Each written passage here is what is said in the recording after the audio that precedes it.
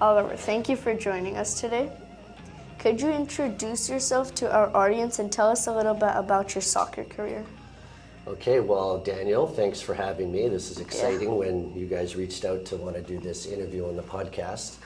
Haven't spoken about myself really ever. So I grew up in a place called False Creek, which is downtown Vancouver area. And I played all my youth soccer with Vancouver, Van City, and was able to get to the higher levels and train with the National Training Center, which was up at SFU back in our day. And you know, by the time I hit 18, I was able to go and play professional soccer over in England. So I went over there for about 3 years, and I tell you, what an experience. If I can tell any young person they get an opportunity to go play soccer, unfortunately outside of Canada, but over in Europe where it's really big, this is where you're going to learn to play the game properly. And so I went over there for a few years, came back and was on our Olympic team, our 1996 Olympic team. And so unfortunately we didn't qualify for that Olympics, but what that led into is me coming back and playing in Vancouver. So before the Whitecaps were the Whitecaps, they were the Vancouver 86ers. And so I joined the team in 1996 and played there until 2004, and played close to 200 games for the Whitecaps and 86ers. And then, you know, when my career came to an end in 2004, I really didn't know what I wanted to do. But I know I loved the game and still wanted to be part of it. So I kind of got into a little bit of coaching, and it wasn't something that, you know, I was always wanting to do. I kind of just fell into it.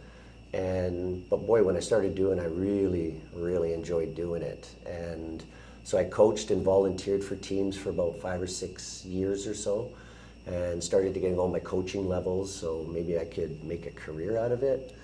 And then, you know, when 2011 came along, I had the opportunity to be the technical director in Port Coquitlam.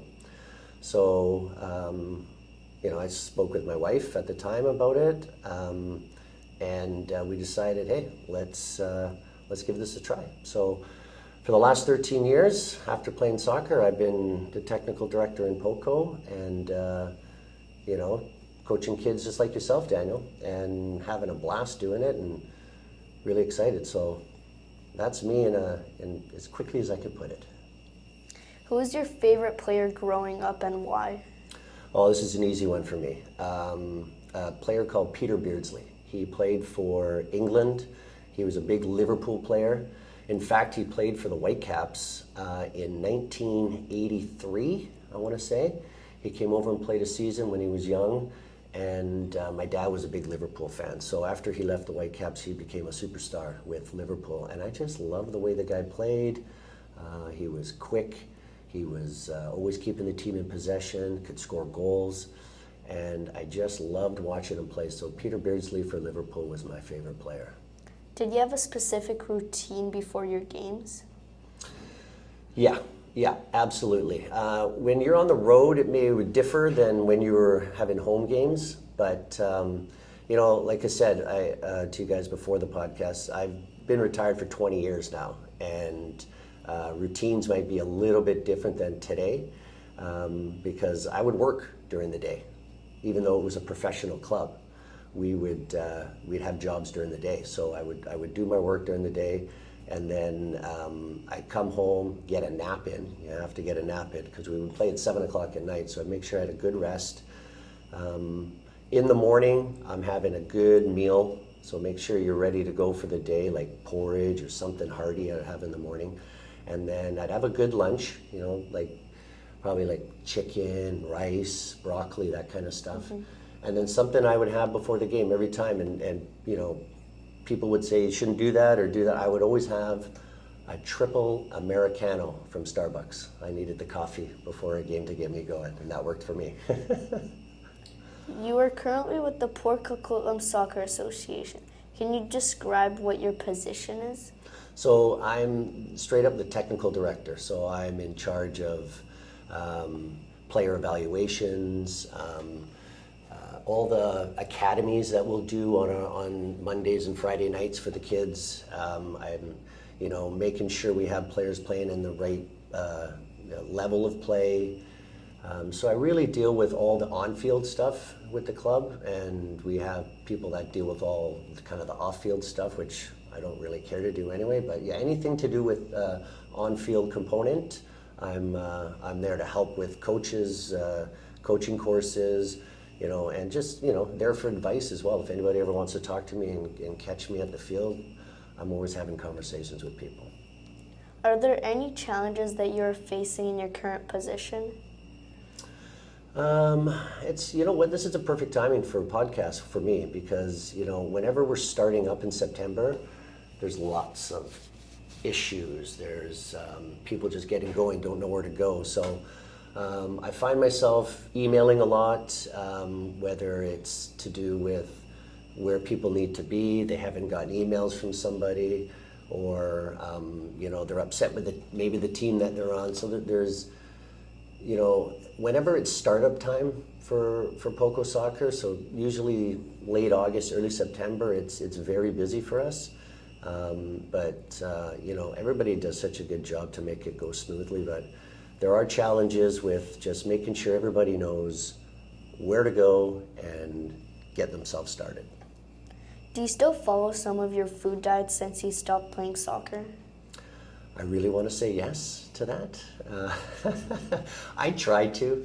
I definitely try to eat healthy. My daughter's now 13 and she's playing at a pretty good level. So I think if I'm, showing her the right habits at her young age, I think that's responsible for my wife and I to do that. So, I like a good sweet, when I can get one in, but I do my best, let's say that. Who do you think is a more rounded player, Messi or Ronaldo? That is just so darn easy to answer, and it's Lionel Messi.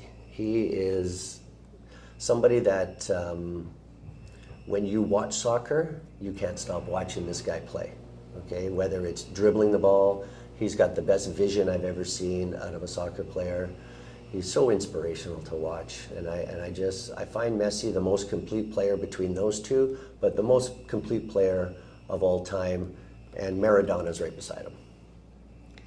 What did you want to be when you were a kid? Well, I always wanted to be a professional athlete, 100%. And I grew up, I had an older brother, so we played, sports other than soccer. But I always wanted to be a professional athlete. I was good at soccer growing up. My dad really kind of pushed me in that direction, and I was very happy to be a professional soccer player. But what I would have liked to have tried to do as well, if I wanted to be a professional athlete, I love baseball. I would have loved to have tried to be a professional baseball player as well. But soccer was the route for me, so I'm not complaining. What advice can you give to young players to get to play soccer professionally? Don't get outworked. I think you have to have the mentality of working hard, giving it your all. And what I mean by that is not just going out and running as hard as you can and being the hardest worker.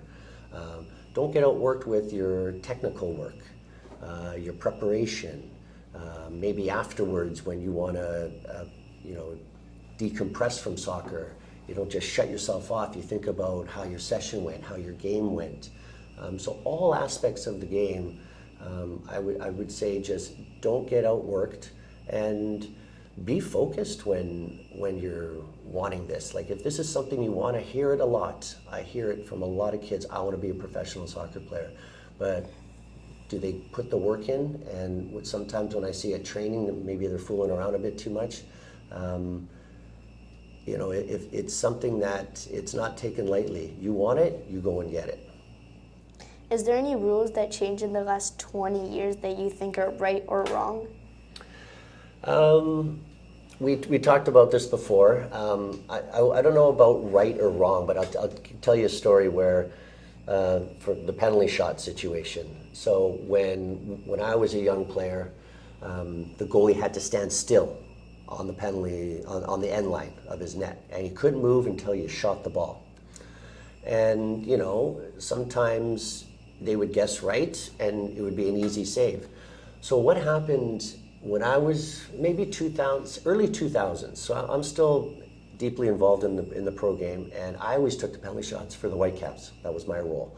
And they changed the rule where the goalie can move anywhere he wants along the line, just can't come forward.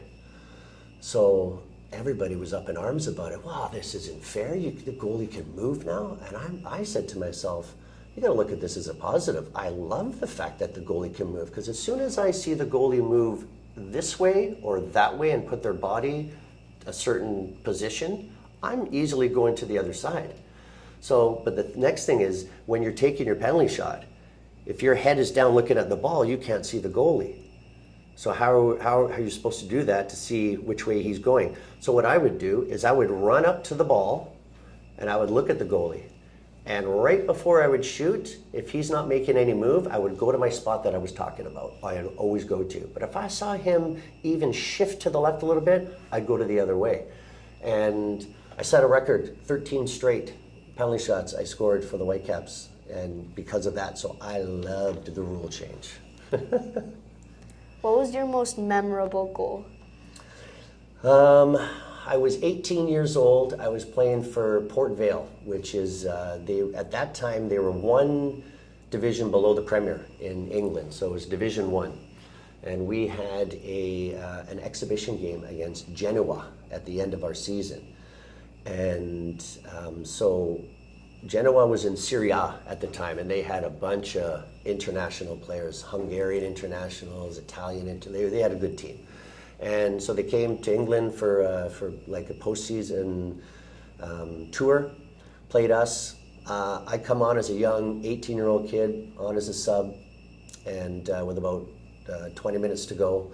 And I get on, and I get the ball, I'm playing out wide, and I saw the goalie off his net.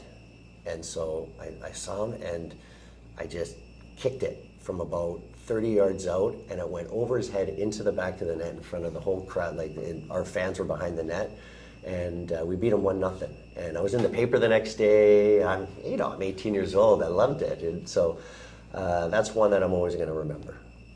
Did you have a favorite teammate you enjoyed playing with? Oh man, I had a lot of good, fun teammates. One of my favorite teammates, they're both from the island, Jordy Lyle and Nico Crivero. Those are two fun, they played Whitecaps with me. Fun just, because it's not only always about being on the field and being the teammates, it's all the stuff you do off the field, and you get to know each other and see what kind of person they are. And those two guys just for me stand out because we had great times on the field, we had great times off the field, and we stay in touch to this day. Who inspired you to start playing soccer? My parents. I would say it was my parents that really inspired me to start watching the game. And then once I started seeing players playing, like Peter Beardsley, going to the games at that time, it was BC Place, the old Whitecaps back in the early 1980s. I would watch those guys, and local players that were good, like Dave Norman. He was a young guy on that team. I loved watching him play. Fran O'Brien, he was our center midfielder at the time, Irish international. And actually, when I came back and played for the 86ers Whitecaps, his son was playing for Seattle. So I would battle against his son, I would tell the guy, hey, your dad was one of my favorite players, and I'm trying to play against this guy. So, I think parents started it off, and then just watching players kind of inspired me. Did you have a worst injury? Like, what was your worst injury? I got pretty lucky. I was never injured once. I got injured only once, right up until the end of my career. And then as soon as I finished my career, I seemed to get injured every week. But when I played, the worst one I got, the only one I got, was I broke my foot. And I was out for 8 weeks. And I had to miss a couple of months of the Whitecaps season, and to be honest with you, I feel it to this day. When I broke my foot, I kind of feel it all over my body, but again, I got pretty lucky. Did you ever face challenges or setbacks to becoming a professional soccer player? Absolutely, absolutely. Every single year. Every year there was always challenges and setbacks. I tell this story quite a few times. When I was 15 years old, there were stages of trying out for the under 16 national team in Canada. And so again, I'd go up to the National Training Center in SFU, and we'd train. All the BC guys are trained here, but all the coaches were from back east in Toronto, Ontario area. So they didn't really know us out here. But we always had a couple of good players here that would automatically get on that team. And me at that age, I was still trying to, I'm developing. I'm trying to get better. I was never the best player in the world at those ages. My club team, I was the best player. But when you start getting to the older ages, I wasn't the best player, so I had to work at it. But I remember making the national team in the first stage. So we went on a trip to Kitchener, Ontario, and then that ended. And then the next trip was to Norway, and unfortunately I didn't make that trip. So that was a real letdown for me. But I had a really good upbringing with my mom and dad, and it's not like I just quit. I said, yeah, you're going to cut me from this team? Well, I'll show you. So I went back to the National Training Center team, and I worked my tail off. And I showed up for every training session. I would play 6 days a week at the time. And by the end of it, when we had to go to qualifying in Trinidad and Tobago, they were forced to put me on that team because the recommendations I was getting from the coaches here in BC, and when they came out and watched, they said, yeah, this guy's determined to be on the team. So that's what I always want to say to young kids. Just because you get cut, whatever level, it could be Division 3, it could be BCSPL, it could be the national team. If you're just going to say, okay, well, that's it for me, and you're done, well, hey, see you later. But if you want it, I'm an example that if you want it, you can go and get it. So that's I love I think you learn so much from those kind of experiences, and it teaches you to pursue what you want. Do you have a team that you prefer to play on, the Whitecaps or the Seattle Sounders? Ooh. Well, of course, the Whitecaps. The one year that I played in Seattle, I had a great time. I loved playing in Seattle, but they were always our big rival. So it was kind of weird. We would battle hard with these guys and actually hate each other, really hate each other. And then the next year I found myself on the team and I didn't know what to expect. So I went in there and they're really nice guys. So it goes to show you what happens on the field stays on the field. And when you're with teammates, you become their teammates. But I have to tell you, some of my favorite experiences were with the 86ers and the Whitecaps, so I liked being there. Thank you, Oliver, for joining me on this podcast. Daniel, my pleasure. Thanks for having me, buddy. Thank you. Right on.